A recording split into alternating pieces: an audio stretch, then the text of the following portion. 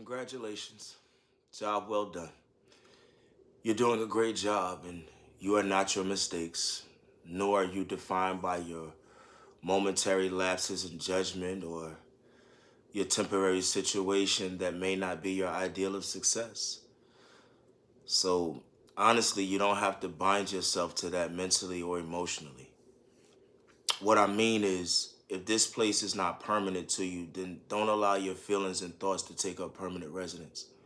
That's a contract and a lease that's very hard to get out of once you sign on. So I wouldn't suggest unpacking your bags there. You're bigger than that. You're more than that. And I challenge you, dare I say to you, see it in full context. And what I mean is this. I once had an opportunity to have a wonderful woman named Mrs. Patricia Matthews. She was my English teacher during my school years back in Philadelphia during the mid-90s. Mrs. Matthews was probably about 4'9", maybe 4'10". So she wasn't very big in stature. But to me, she was larger than life. And Mrs. Matthews, I can recall specifically, she once taught us a lesson about reading things in context. Understand, as an English teacher, she was very big on the way that we as students understood and used language, the way we perceived it, and communicated, articulated ourselves. She understood that grasping the language would impact the rest of our lives. So she taught us that we had to read things in context. And in doing so, she told us that stories have several parts, like introduction, a climax or a turning point, a conclusion, subject matter, subject-verb agreement, even punctuation. All of these things are necessary for a story, and they affect the overall concept or theme of a given story. Mrs. Matthews taught us that if you read it out of context, for example, reading things out of chronological order or not understanding the subject matter, that you can misunderstand or misinterpret the point that's trying to be conveyed or the overall idea of the story. I say to you that the same is true with your life, with our lives. If you look at simply any moment or part of your life, just as a seventh grader mistakenly tries to summarize an entire story only reading a few sentences, you will misunderstand what is going on in your life. It will always seem like an uphill battle. It will always appear that the sun doesn't shine on your side of the street. It's easy to see it that way through a very small and narrow lens, but that's just one perspective. However, if you see your life in full context, and you'll understand that you're more than just this moment. You have to understand the whole of you. You're more than just a small part of the story, a small part of the process, a forgotten part. I need you to be encouraged. I need you to understand that you are the main character. You are the main theme. So you're bigger than just your empty pockets right now. You are still a man. You're still a father, a leader, a neighbor, a coworker, a brother, a great friend. You matter in this world. You are relevant and you are necessary.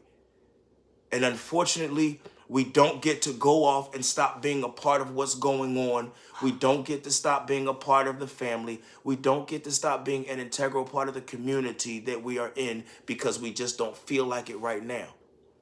That doesn't mean that we shouldn't acknowledge how we feel. Our feelings are valid.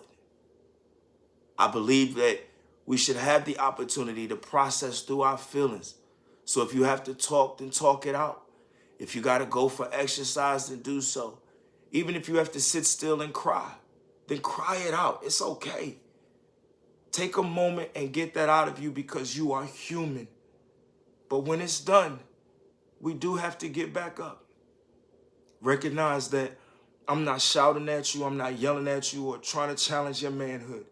You've already established that you're a man. I'm simply speaking to the reality of the situation. And since we don't get to just exist, but we have to show up and be present daily, since we are here and in this space and we do matter, I'm suggesting that we do so giving it all we got. Let's do our best and shine. I'm telling you what I know. I'm telling you that I know you can do it because you already do. That's why I started by saying congratulations and job well done, because you are doing well. People don't know what you go through on a daily basis. They don't know the energy that you have to put out. They don't know what it took for you to get up this morning. No one knows like you what it took for you to get to where you are today. So thank you for pressing. Thank you for not giving up. Thank you for not snapping and losing it or being the active shooter today. Seriously. Because you could have been the one that let the pressure get to you. Instead, you decided to press forward and continue to do the important but not so sexy job that no one thanks you for. So thank you for paying the bills. Thank you for taking care of the kids. If no one else shows the children love and provides structure, we only produce more menaces to society. A bunch of people who feel unloved and unwanted. And as we already know, hurt people will only hurt people.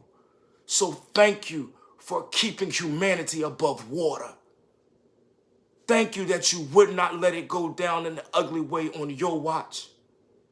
Thank you for doing the very things that in some cases your own father didn't do for you. Yet somehow you were able to dig deep and find it within yourself to be a better man. So I stand before God and man alike to say thank you and job well done. I wanted to encourage you and keep you going, and the only way I knew to do that was not to push you to do more, but to take a moment to acknowledge what you've already done. I know you're going to be all right, because you always are. It's who you are naturally. It's not in your nature to live as a failure. I'm not selling you hope. Just wanting you to lift your head up. And it shouldn't cost you anything to get a word of encouragement. Remember, brother, the revolution is now. Because the revolution is you.